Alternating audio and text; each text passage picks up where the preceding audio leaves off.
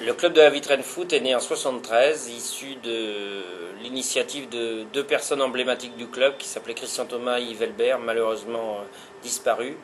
Ils ont su structurer et démarrer d'une façon très simple, 15 licences, en commençant en bas de l'échelle. Il y avait, je pense pas d'entraînement au début et ainsi de suite.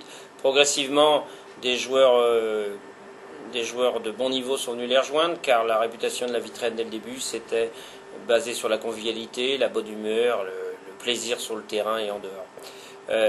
Ce club a franchi des paliers progressivement et a très vite atteint un niveau de région, plus bas région.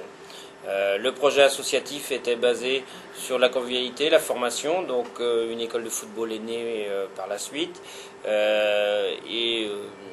les relations humaines étaient la base de départ de tout projet.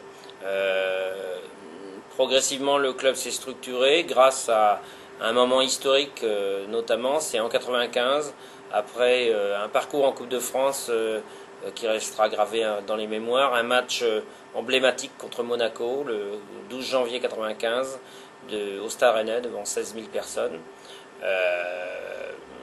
Ça reste un souvenir fabuleux, avec une médiatisation hors norme. Et le budget récolté au cours de ce parcours et de ce match a permis de franchir des paliers pour arriver en 2002 à un échelon national.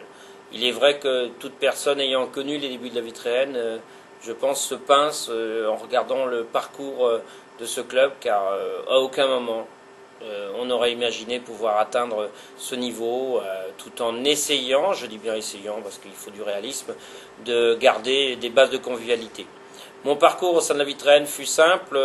J'ai quitté le Stade Rennais pour rejoindre la Vitraine en tant qu'entraîneur-joueur, et en créant, grâce à la bonne volonté d'un employeur qui était l'unique sponsor du club, les Maisons de l'Avenir, en créant l'école de football qui a commencé vraiment par 4-5 enfants pour arriver à ce qu'on sait maintenant.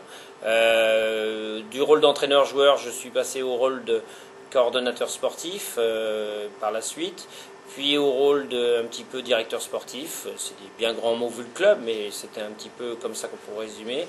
Pour finir au rôle de président, qui n'était pas dans mon programme initial, mais par la force des choses, ce poste étant vacant, j'ai voulu ne pas le laisser choir pour que le club puisse profiter de mon éventuel dynamisme, et tout ça basé aussi grâce et secondé par un lot de bénévoles hors pair qui ont réussi à faire passer les paliers à ce club, même si beaucoup de choses restent à construire.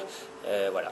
Donc c'est une aventure humaine avant tout, qui s'est traduite par des ambitions sportives, mais tout en conservant ce lot de relations, ce lot de camaraderie et de simplicité.